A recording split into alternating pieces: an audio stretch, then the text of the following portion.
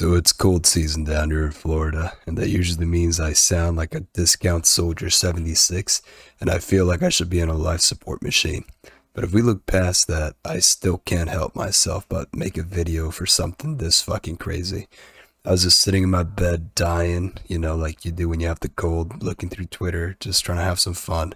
And I found this shit and it just grabbed me by the dick and didn't let go, man. This shit had me be fucking fuddled. I can't believe this works so well for this guy, and it's actually kind of scary, but I'll talk about that when it's time. So this story begins with this French guy called Alex Mazmesh, and Mazmesh really wants to make it big into the cryptocurrency scene. So his original strat was to drop out of university and pursue some startup companies to get some notoriety. These companies don't really work though because of COVID and the clusterfuck that was, blah blah blah. He makes a new strat, point in case, and that's to move to the pinnacle of fucking innovation in all of the US, that being San Francisco, baby. He wants to move to San Francisco to he's got a couple projects, right? But his most notable project is this thing called Rocket, which would have been the first NFT DeFi or DeFi or DEFE. DeFis are basically like crypto banks.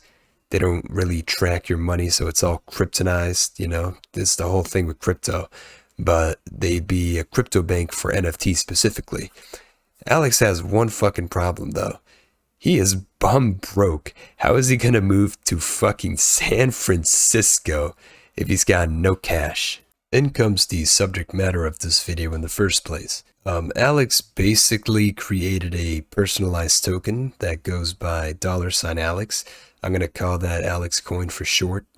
And Alex Coin is really just a quirky ass trust fund because Alex's goal was to be able to sell himself as much as he could to earn enough money to go to San Francisco. The way Alex Coin works is that if you buy into it, depending on how much you buy into it, you get a percentage of whatever Alex makes in the next 3 years. And the only bond that's holding him to that word is him telling you that he's going to devote himself to work as hard as he can for the next 3 years. Well, now let me defend myself real quick, because I still know that doesn't sound like slavery yet. Depending on how much money you put onto Alex Coin, you might have some direct impact on Alex's life or his decisions throughout the day. Like, we're talking shit anywhere from will he eat a peanut butter and jelly sandwich for the night, or will he be sleeping with poopy diapers for the night? I don't know, man. It's a fucking wacky experiment what Alex created here. And one that, even if you don't believe me, actually went really well. Because like in the first 100 hours of Project Alex Coin being set off, the dude amassed like $20,000, like just straight up 20 racks ready to be sent to his credit card. The guy had that San Francisco trip was days away, man.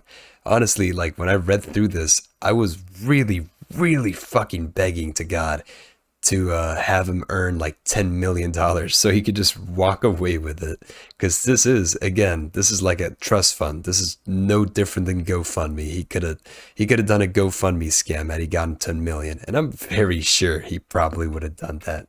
But for 20,000, he got his San Francisco trip guaranteed, and he got some connections because there were a couple of interested businessmen in his stakeholder list. Yo, and just so you guys know, because I didn't fucking know about this, it doesn't surprise me, but I didn't know. Alex was the first one to sell himself through cryptocurrency, but he wasn't the first one to sell himself in general, because back in 2008, this guy called Mike Merrill split himself into 100,000 shares and tried to sell each share for $1. So I'm just letting you know, because personally, I might look into it and make a video on it, because that's just the first fucking paragraph. But if you're too excited on these self-slavery stories, you can just look that up yourself. So getting back on track with the actual story, basically what this did for Alex was that the little project Rocket that he had, it was huge. The lending pool came out at like 170 Ethereum, which is like $60,000, and Holy fuck, man. They returned like 6% profits in 7 months. It was huge. Like, this is straight out of the art, straight out of Alex Mazmech's like homepage.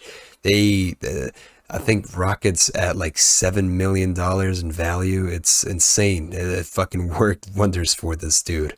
But my point is that it's probably not going to work wonders for everyone. Because here's the thing, right? In my head, I imagine something like Alex's case coming into mainstream media, and all I immediately imagine is just a bunch of teenagers and young adults selling themselves like on like eBay or something. And it seems fucking goofy. That's why I can't fucking be serious. But I'm trying to be serious because that sounds really fucking dangerous, man. Like, self-slavery can't have too many good outcomes, I'd imagine. Please do not do this. I don't condone for this. Don't sell yourselves, you fucking idiots.